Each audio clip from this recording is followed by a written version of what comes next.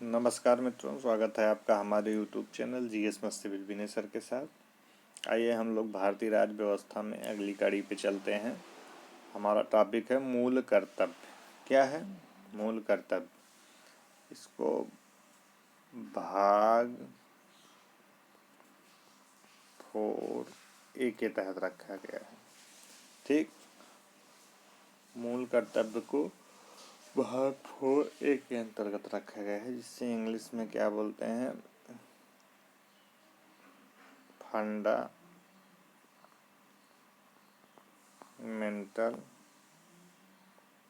Duties भी कहते हैं। क्लियर? फंडामेंटल ड्यूटीज भी कहते हैं, 4A में कहते हैं। आइए देख लेते हैं पहले थोड़ा इसके बारे में। भारतीय संविधान में मौलिक कर्तव्य रूस, ठीक, या सोवियत संघ के संविधान से लिया गया है। इसे मूल कर्तव्य, मौलिक कर्तव्य भी कह सकते हैं। कहाँ से लिया गया है? पूर्व सोवियत संघ,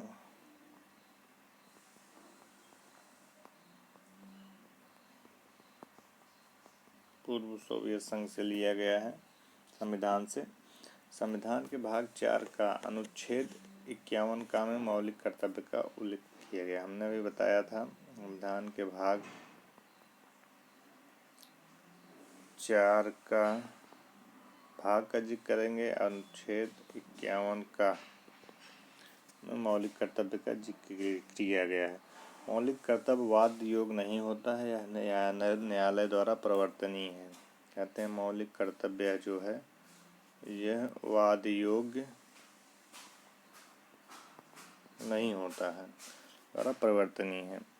कहते हैं वस्तुतः कर्तव्य अधिकारों के पूरक हैं। सामान्यतः साम्यवादी देशों में मूल कर्तव्यों पर जोर देने की परंपरा रही है।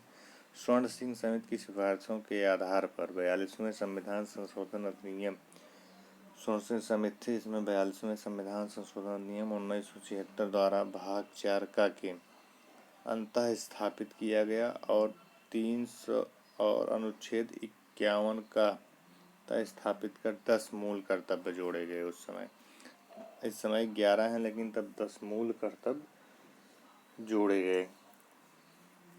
क्लियर? आगे देखते हैं। फिर 86वें संविधान संशोधन अधिनियम द्वारा 11वां मूल कर्तव्य जोड़ा गया। अब 86वें संविधान संशोधन द्वारा, ये 2002 में हुआ था 86वां संविधान संशोधन, इसमें मूल कर्तव्य जोड़ा गया। क्या जोड़ा गया? मूल कर्तव्य 11 जोड़ा गया। इसमें यह कहा गया कि 6 से 14 वर्ष की आयु के बच्चों के माता पिता या संरक्षक स्वयं पर आश्रित बच्चों को शिक्षा प्राप्त करने का अवसर प्रदान करेंगे। मूल कर्तव्य न्यायालय में प्रवर्तनीय नहीं है। यह भी एक टॉपिक मैंने बताया था इसके पीछे। अजय हो गया 6 से 14 वर्ष के बच्चों को। अगला देखते हैं हमारे मूल कर्तव्य कौन कौन से हैं, उनको देख लिया जाए। इसमें कह रहा है वर्तमान में संविधान के भाग 4 का के अंतर्गत अनुच्छेद 51 का के अनुसार भारत के प्रत्येक नागरिक के कुल 11 मूल कर्तव्य हैं। इसके अनुसार भारत के प्रत्येक नागरिक को यह कर्तव्य होगा कि वह क्या करे। हम देख लेते हैं 11 हमारे मूल कर्तव्य कौन कौन से हैं। संविधान का पालन करे और उसके आदर्शों, संस्थाओं, राष्ट्रध्वज और राष्ट्रगान का आदर करे। हमारा मूल कर्तव्य एक है। दूसरा क्या है? स्वतंत्रता के लिए हमारे राष्ट्रीय आंदोलन को प्रेरित करने वाले उच्च आदर्शों को हृदय में संजोए रखे और उनका पालन करें। हमारे उच्च आदर्श हैं भारत की प्रभुता, एकता और अखंडता की रक्षा करे और उसे अक्षुण्ण रखे। अगला है देश की रक्षा करे और आह्वान कर किए जाने पर राष्ट्र की सेवा करेगा। राष्ट्र के द्वारा उसे बुलाया जाता है तो उसकी सेवा करना पड़ेगा। अगला कहता है भारत के सभी लोगों में समरसता और समान भ्रातृत्व की भावना का निर्माण करे। जो धर्म और मातृत्व की, जो धर्म, भाषा और प्रदेश या वर्ग पर आधारित सभी भेदभावों से परे हो, ऐसी प्रथाओं का त्याग करें जो स्त्रियों के सम्मान के विरुद्ध हो। जहाँ पे अगर ऐसी प्रथाएं हैं जहाँ पे स्त्रियों के सम्मान के विरुद्ध की बातचीत करते हैं तो ऐसी प्रथाओं का त्याग करें, हमारा मौलिक कर्तव्य बताता है। ठीक 5 के अंतर्गत बताया गया है। अगला कहते हैं हमारी सामाजिक सांस्कृतिक की गौरवशाली परंपरा का महत्व समझे और उसका परीक्षण करे। प्राकृतिक पर्यावरण की, जिसके अंतर्गत वन, झील, नदी, क्या कह रहे हैं, वन, झील, नदी, वन्य जीव हैं, रक्षा करे और उनका संवर्धन करे तथा प्राणी मात्र के प्रति दया भाव रखें, मतलब जीव जंतुओं के ऊपर दया करें, ना कि मारे। वैज्ञानिक दृष्टिकोण, मानववाद और ज्ञानार्जन तथा सुधार भावना का विकास करें। सार्वजनिक संपत्ति को सुरक्षित रखें और हिंसा से दूर रहें।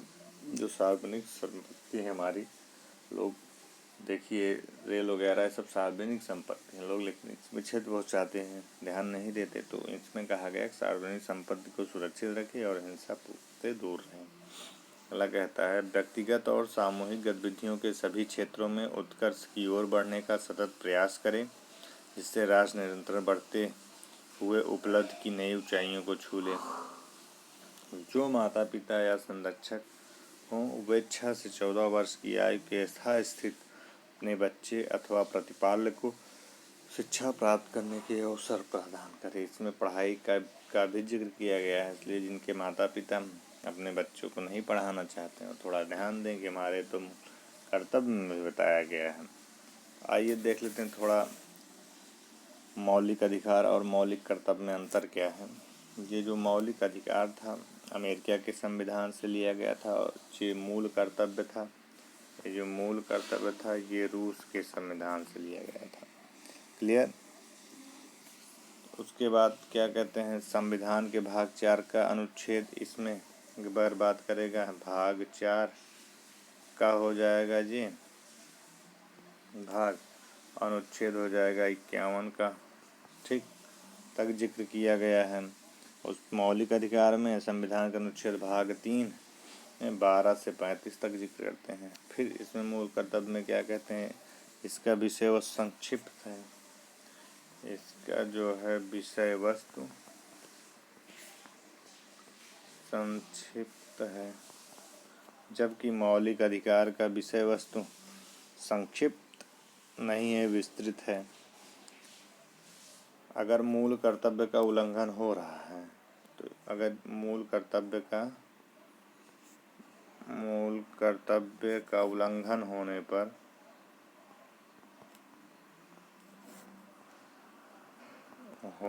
पर दंड का प्रावधान है,